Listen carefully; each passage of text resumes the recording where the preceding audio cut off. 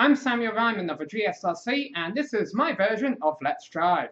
Now, the difference between my version and Kevin Brown or Giancarlo Lenzi's version is that they're actually fast, so they can afford to show you high-quality definition of the races that they are competing in. The race that I'm going to be competing in tonight is the VSRA, the Virtual Sim Racing Association, Riley race at Road America. So what I'm going to be doing is mixing in parts of the GSRC broadcast with my behind-the-wheel commentary. With all that aside, let's go. Alright, am I in last? Close to it, but not quite. I don't know if that's just a habit of mine or a habit that everyone has, but whenever I put on my fastest lap of the session, I always completely bugger up the next lap. Alright, remember that new tyres means more grip. Now I'm being pushed down the 17th, so I really need to make the most of them.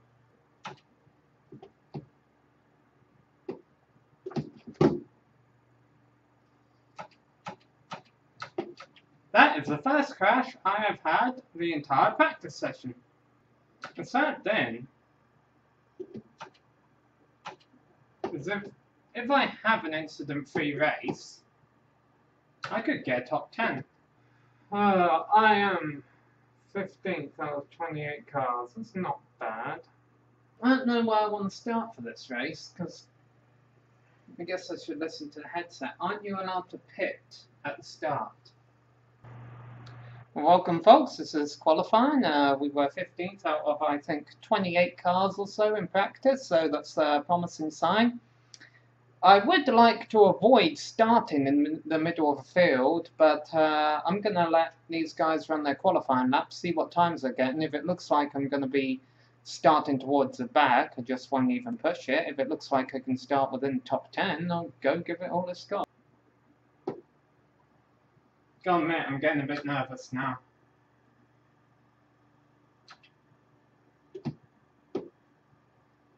You can see how tense I race. Like, really, I could drive like this, but no. Alright.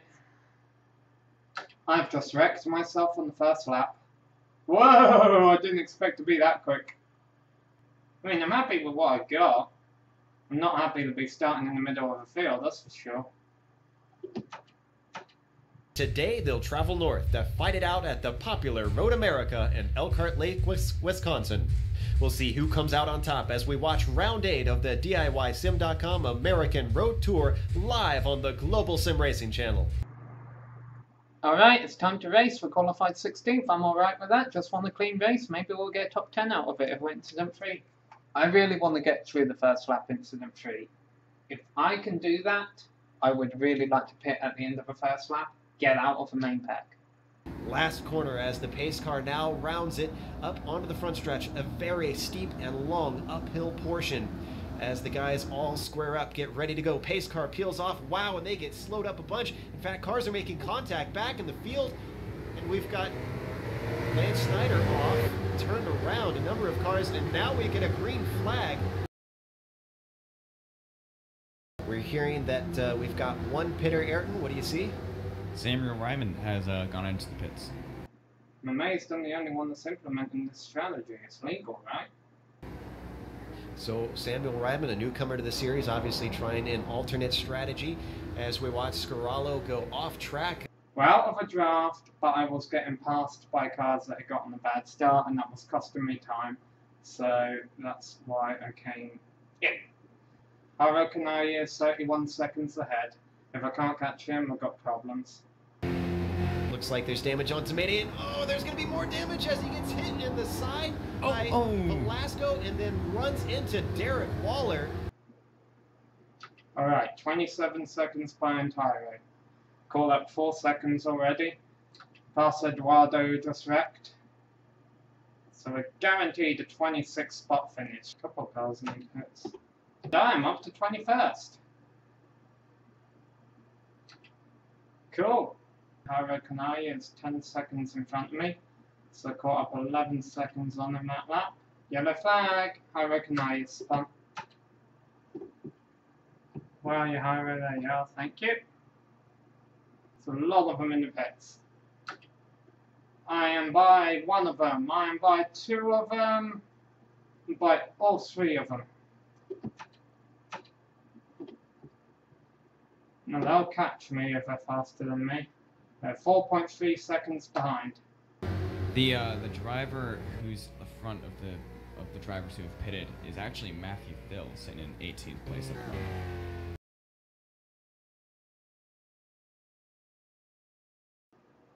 But I know Matthew Thill's a fast guy, so I can don't have to catch him. Just follow him and I'll get a good finish. I'm in 17th, Lee McGovern is 17 seconds ahead. We're racing him.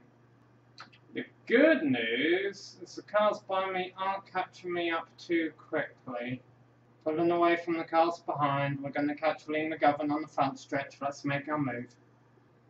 Oh, that makes it easy.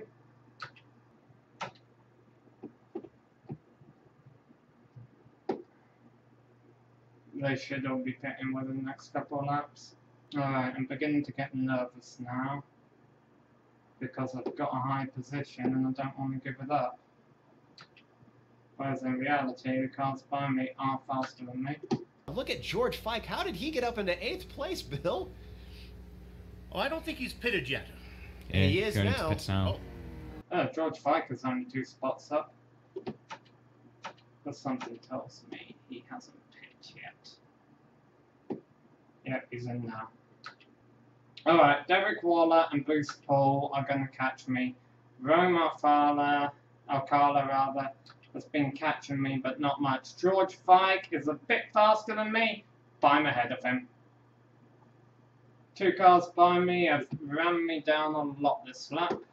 Wendell Parra, I think he's one of the really fast guys. Why isn't he out of the pits yet? Please don't make me race one of the really fast guys. I think something's wrong with Parra. He went really slow into his stall. Yeah. I think maybe he ran out of gas. Yeah, it seemed like that. He was running about 15 miles per hour through the pits. Oh, he lost a ton of time. In fact, right now he's battling with Derek Waller, who he almost pushes off track, but there's no contact, and Waller just went a little bit wide. Oh, they held each other up a bit. That helps me out a tiny bit. They'll still beat me. But keep battling, guys. Man, I wouldn't be this tense if I wasn't in the top 10. We've still got 11 laps to go. We're like only halfway. Oh, but I'm in 7th. There's a pack of 3 cars behind me, but that's it. There's a big gap behind them. And now Parra making one more move, trying to come back after that critical error in his fuel. And that explains why everybody else was pitting when they did. Parra was stretching it very far as he overtakes Samuel Reiman for that 7th position. Alright, let's use these draft because the 2 cars behind us have been battling and they've actually fallen about 2nd back. I thought you were getting black flags for that. Samuel Reiman, boy, he qualified in 16th, has moved up into 8th. He's done a handy job, especially for not being a regular in this series. And as far as I understand, not a regular in this car either. No, it's a nice run from him. You know, he's wanted to race for the last couple races. It just hadn't worked out for him. Don't begin getting excited yet. Oh boy, my fronts are locking. And the 2 cars by me are now running me down. They stop fighting each other and they'll pass me within a couple of laps. Oh shit. There is no grip on this car.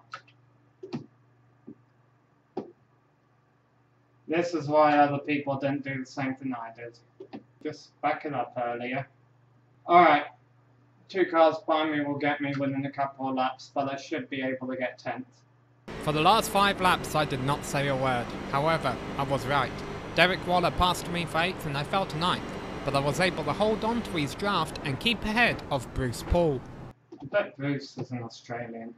2.5 minutes left to go. I was going to say, if he can catch Bilal and pass him, he could knock some points off of Bilal, but I don't think Phil is anywhere near close enough. However, he makes contact.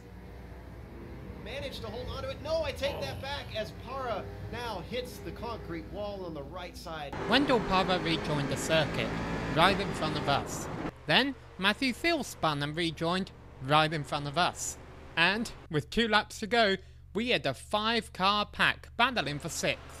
Then, contact between Wendell Parra and Derek Waller. white flag this time by Matthew Thill and Wendell Para, who are still fighting for, what position is this actually? This might get personal here, boys and girls. This is for 6th and 7th. Remember, these are the two that came together. Oh, he almost squeezes them off track. They are banging doors. Once again, he is giving him less than a car length practically as he pushes him all the way to the grass, and both of them this time manage to hold on to it. Phil goes defensive once again. Para dives to the inside. Oh, and he tips him off.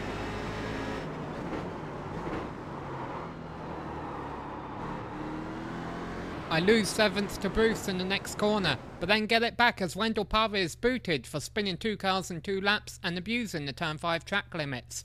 Bruce then runs wide, and I'm up into 6th on the final lap.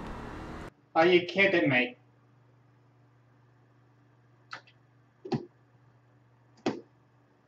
Come on. I'll defend to the inside. And Reiman and Poole do have a battle going on. This is for 8th and 9th. Reiman going defensive. 7th and 8th, excuse me. And he holds on to it, but it looks like Poole gets the jump coming out of the corner. They're going to go side by side, and Reiman gives up the ghost coming through the kink. He could still come back at him. And I'm hearing they're going to finish ahead of Para, who did not cross the line. Interesting. So something happened to Para as well, and Sam's got the jump. Is he going to get him at the line? It looks like he might run out of room. It's going to be so close. Oh, that was a good race. Where the hell did I finish? That is probably the best race I've ever had on iRacing.